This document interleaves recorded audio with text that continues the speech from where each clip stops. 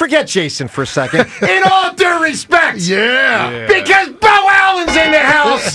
Super Bowl champ. And I'm sure garage beer drinker, Mr. Beau Allen. How are you, Beau? I'm great. Thanks for having me. Also brought to you by Garage Beer. Yeah. It's nice to get a little more love than Kelce, you know? Hey, Beau, forget this Jason guy. You know, I mean. Couldn't agree more. So, you know, it's funny, Beau.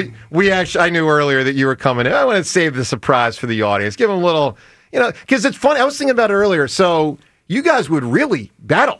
I mean, Jason, you're the center on offense, and Beau, you're defensive tackle and defense. And John, I'm guessing sometimes those guys don't exactly get along because they got to. I think not. No, got to hit. No. Got to hit. Well, they got a brother-in-law through practice is what they got to do. You get to know a guy really well when you're trying to help each other survive, you know, through camp and that sort of thing. So I'm sure there was a lot of that, some patty cake. I feel like we never really brother-in-lawed it very much. No. We were pretty competitive. No, yeah. I mean, we got into it during practice quite a bit. I mean, I was a 7th-round pick, and as a rookie, I'm like, you know, you try to make your mark, you try to make a positive impression on your teammates, and a good way to do that is to, you know, compete in practice and stuff like that. But to Kelce's credit, as hard as he did practice and as you know, emotional as he can be at times, always like a really good vet to me after the field, like really helping out a young player. So I appreciate awesome. And then he repaid me by like lining up on one-on-ones, and like he knew that I told him I like jumping guys at one-on-ones, so he would line up like a yard off the ball and just bull rush the crap out of me. Oh, great. I was like 340 pounds at the time. It was a perfect strategy. I love it. That's messed up, man. By the way, Beau, and James knows this, when we have a champion on the show, we don't like to go too many minutes without saying, thank you, sir. Thank you, Beau. Thank you, sir, Thank for 2017. Thank you guys, and My thank God. all the Eagles fans out there. It's a pleasure to be back in Philly, and Good, man. you know, go Birds. People say that a lot to you when they see you in town. They thanks and congratulations and all those good things. Yeah, and I'm always like, well, no, thank you, actually. It was my pleasure. It was like the best moment of my life, so thanks for being a part of that, too. 215-592-9494 to weigh in on all of it. Obviously, great to have two Super Bowl champs here with us, with Beau and Jason. Jason with us every Thursday for about an hour. So, Jason, teammates, they always get along, don't they? Of course. Never, ever seen drama within a team. My Lord. So, a lot going on. I mean, again, we'll take reaction to what stands out to you. D. Gunn's report, what Deshaun said. A lot happening there. And, of course, the backdrop is an 8-2 team. And also, I'll say this: Wait, why is that the backdrop? That's problematic. Backdrop right on Thursday. The team. That's the foreground. That's fair. The team. You're right. You're right. It really does feel like the team is all but wrapped up the division, which is the first time it's been done back to back since I was playing, since 2003 or 4 or whenever that was. Right. This team has taken care of business. Yeah, that's fair. The 1 seed in the NFC. Yet we are generating what can be some drama. Well, we're not. Well, because not we. the offense hasn't been as prolific. It's you guys. as we want it to be. The camera, you both. There's enough of that out there already, all right? Right. Let's not perpetuate it. So, Jason, I think one of the things is what we're all hoping for. Everyone that loves the Eagles, and that's everyone here, and that's everyone listening, except for those 3, stupid Cowboys fans listening. We're all hoping it doesn't become like what Seattle turned into when they split. Russell Wilson and the Seahawks defense weren't getting along. And then, they kept Russell Wilson. All the defenders eventually were out. And it got ugly. Shaq and Kobe got ugly. Yeah. McNabb and T.O. didn't win a title, but certainly might have if they'd had more cracks at it. Split. Lynn Joss and the Flyers. Split. We're hoping it doesn't go there. Sure. I think that's what's rattling through a lot of people's mind now, that it's gone further than we thought it would, and hopefully it stops soon. Yeah, I mean, I think, there were reports last year of this stuff as well, and they say they made it through that pretty good. I think a lot of this really just comes to production being done on the field. I really believe that a lot of frustration and things and sources and all these stories start coming out when it's not manifesting on the football field. And I don't know, you never know who's saying what's true, who this source is, who's that. And every single player on that field has their own inner dialogue happening with what needs to go on for the offense to have more success, for me individually to have more success. And that's happening across the board, especially on the offensive side of the ball, because they're the ones not really getting it done right now, right? The defense is playing the best we've ever seen with Vic Fangio, essentially. back-to-back weeks. They've been phenomenal. Offensively, it's been very hit or miss, and it's been frustrating for fans and, I'm sure, the players. So I think, the bottom line is if they start having success on the field, that will fix all of this stuff. And that's why it fixed everything towards the end of last year, and that's why in this offseason there were no sources and unnamed things coming out because they won a Super Bowl and scored more points than it was done by halftime. So, they need to figure out a way to get the offense functioning. Yeah. And that's the more crucial thing. Well, that is going to be that. a big part of that. Let's get into that. So, Jason, we had a show yesterday. We were all kind of giving our theories of what to do. I had three things written down primarily that I would do on offense. One is run Jalen a little bit more. And I emphasize only a little bit. Yeah. Because I do want to save him for the long haul. Two is to have team leaders dig in on AJ to find out if he's trying his hardest. Because he's either diminished as an athlete or he's not trying his hardest, in my opinion. It's one or the other. And I don't know which is better. I guess it's better if he's not trying his hardest because then you can get it back.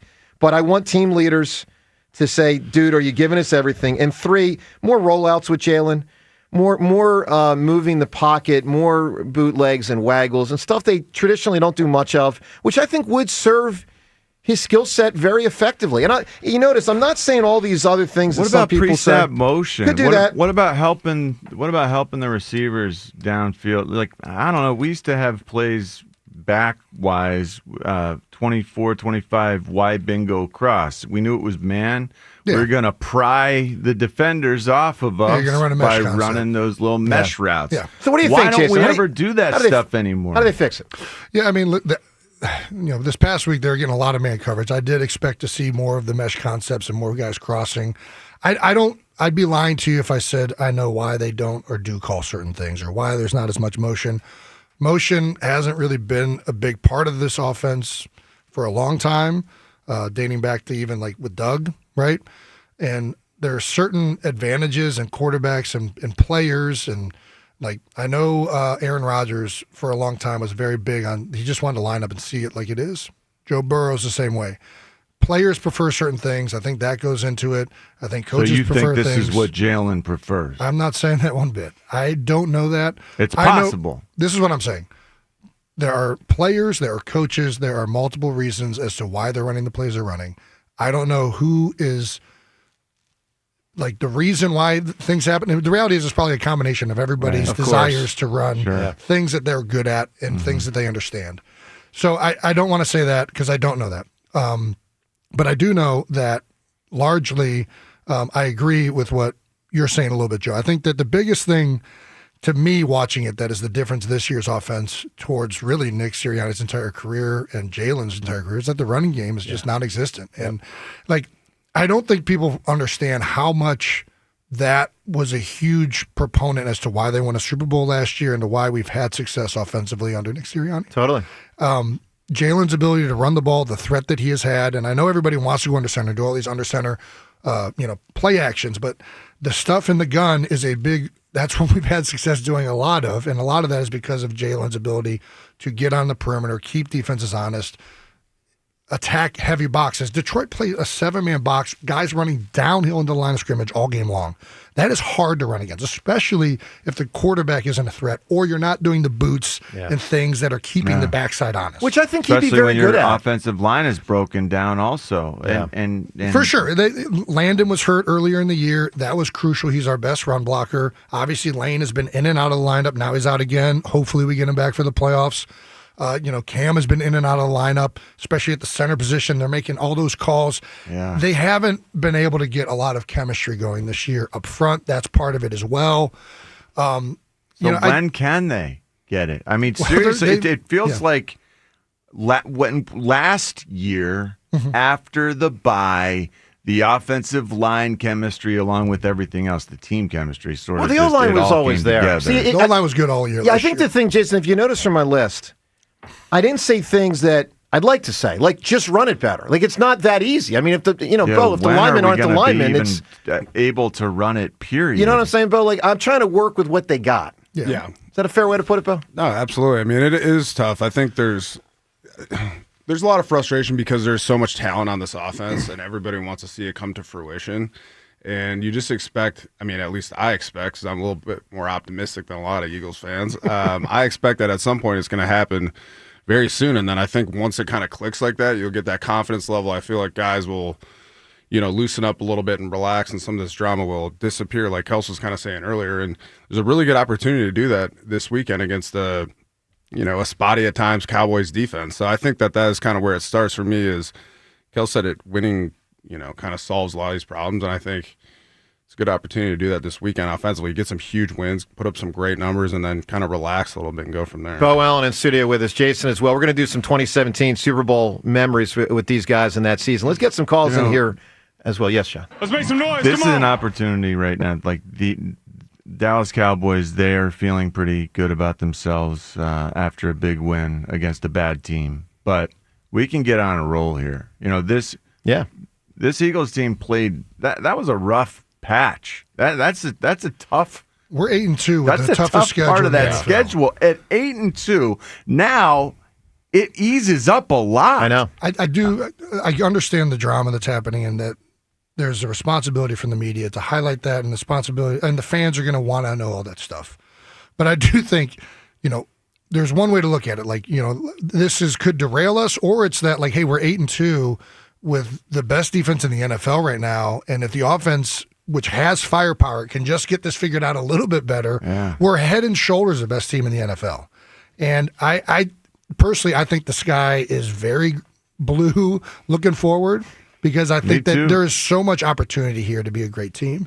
And, back to the offense, I do want the passing game, like so much of the run game, staying out of these third and long situations. Yep.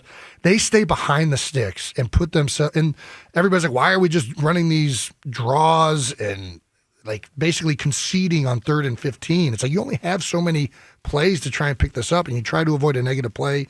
We got a good defense, live the next series. Mm-hmm. I think that being successful on 1st and 2nd down is killing this team. Penalties. There's been so many false starts. Yeah.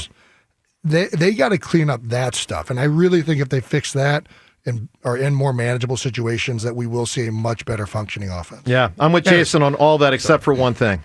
He said that ridiculous comment about the sky blue, and I kind of get that it is, but things are good when the sky is green. Okay, the Cowboys are blue, Eagles are green. Let's get it right. Sky's green? Well, it's not really green. Grass kind is of a weird angle on the it. Northern Lights. I should have gone. Northern Lights. I should have gone. The grass is greener. The grass is green.